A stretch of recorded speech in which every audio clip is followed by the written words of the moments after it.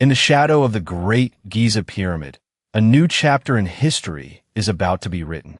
As of March 2023, the world's largest Egyptology museum opens its doors, a colossal billion-dollar monument to the pharaohs. For the first time, it gathers over 5,000 masterpieces from the legendary tomb of Tutankhamun, a collection that has captivated the world for a century. But just 15 kilometers away, in the former halls of the Egyptian Museum in Cairo, a different story unfolds. This is where a different treasure, one unearthed during one of archaeology's most fabulous adventures, is displayed. Everyone knows the name of the boy king, but few realize that Tutankhamun is not the only pharaoh to have been discovered in an intact tomb. There are others hidden in the sands of time, and their treasures, though lesser known, are arguably even more spectacular. This is the story of the treasures of Tanis. It is a marvel of the ancient world, unknown to most, yet more spectacular than Tutankhamun's discovery in certain respects. We are talking about over 60 kilos of pure gold, 2 silver coffins of unparalleled craftsmanship, and funeral masks of breathtaking beauty. They were found in a forgotten necropolis in the Nile Delta, a northern valley of the kings that reveals a forgotten side of ancient Egypt. This is the saga of the long-forgotten pharaohs, kings like Sheshonq, Taklot, and Osorkon, names that don't roll off the tongue as easily as Tutankhamun, yet they ruled Egypt and left their mark on its civilization. Their tombs were found intact, brimming with sarcophagi, tools, and treasures of gold and silver.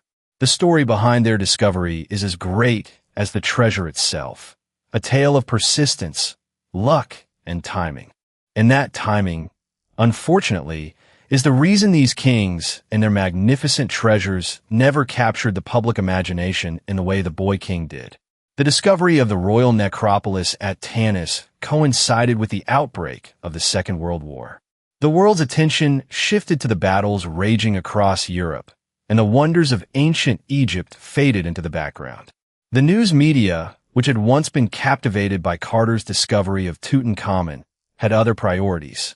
But for those who know, the discovery of Tanis remains one of the most fascinating episodes in the history of Egyptology, driven by the relentless work of a Frenchman, Pierre Montet. Montet's name may not be a household one, but in the world of archaeology, he is a titan. For years, he had been digging at Tanis, a site in the Nile Delta. Tanis is not just a site for its treasures. It has a cultural resonance that even Hollywood could not ignore. It is the city immortalized in the climactic scenes of Raiders of the Lost Ark, where Indiana Jones famously discovered the Well of Souls. This cinematic connection has forever linked Tanis with the fantastical and the unknown. But the real story of Tanis is far more remarkable than fiction. While the film depicts a hidden map room and a lost ark, the reality is the discovery of a lost dynasty. Montet's first major breakthrough came in February 1939 when he discovered the intact tomb of Pharaoh Sesenzai. It was a moment that should have rivaled the opening of Tutankhamun's tomb. Inside, Montet found the pharaoh's silver sarcophagus, a solid silver coffin that is one of the most exquisite artifacts ever found in Egypt. The funerary mask of Sesens, made of gold and lapis lazuli, rivaled the beauty of Tutankhamun's. The king had been buried with a wealth of jewelry, amulets, and ritual objects. The level of craftsmanship and the sheer quantity of precious materials were staggering. And this was just the beginning. In 1940, the world was ablaze with war, but Montet continued his work, driven by the belief that the site held more secrets. His persistence paid off when he discovered the tomb of Amenemop, and then the tomb of Shoshenq II, a pharaoh whose name had been virtually erased from history.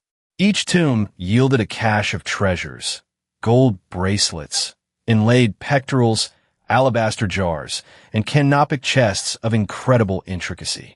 The silver coffins, in particular, were a revelation. They were so rare that their discovery sent shockwaves through the archaeological community. Silver was more precious than gold in ancient Egypt, and the fact that these kings could afford such opulence spoke volumes about their power. Yet, as the war raged on, these discoveries were relegated to the back pages of newspapers.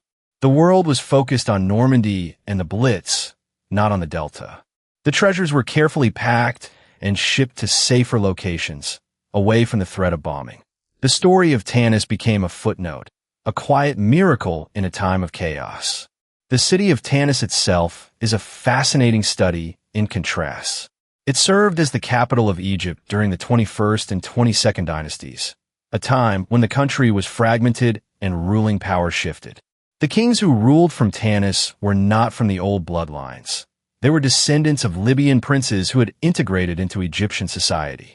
They adopted the ancient titles and religious practices, presenting themselves as the heirs of the pharaohs of old. They built grand temples and monuments, though many of these were constructed using materials stolen from older structures, a common practice in a time of declining resources. This period, known as the Third Intermediate Period, was once considered a dark age by Egyptologists, a time of decline and chaos. But the Tanis discoveries forced a reassessment.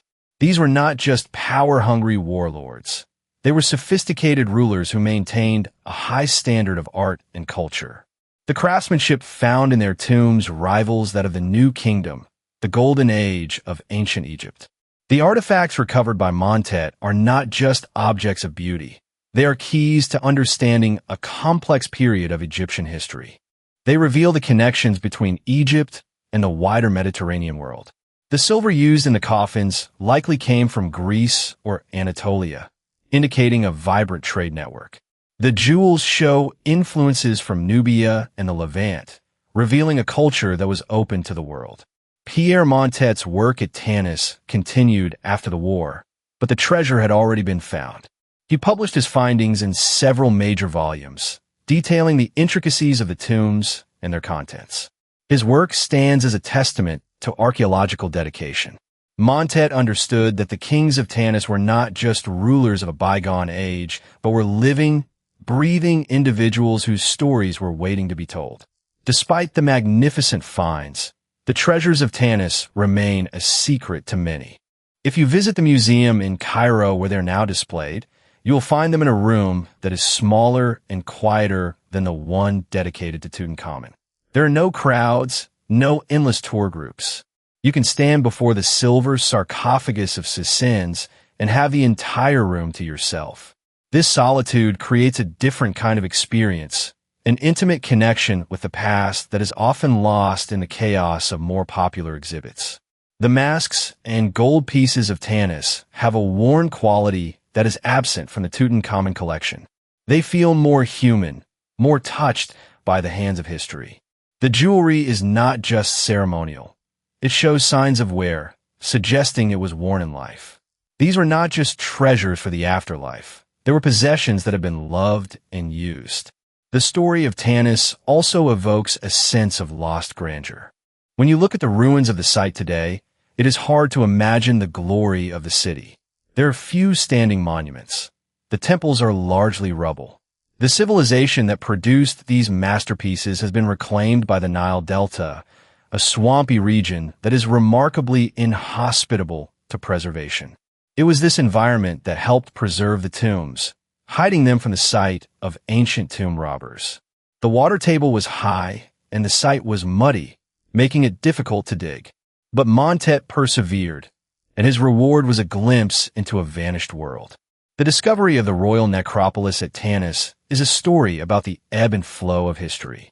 It is about how the world's attention is stolen by the loud, dramatic events of the moment, while quieter, equally important truths are overlooked.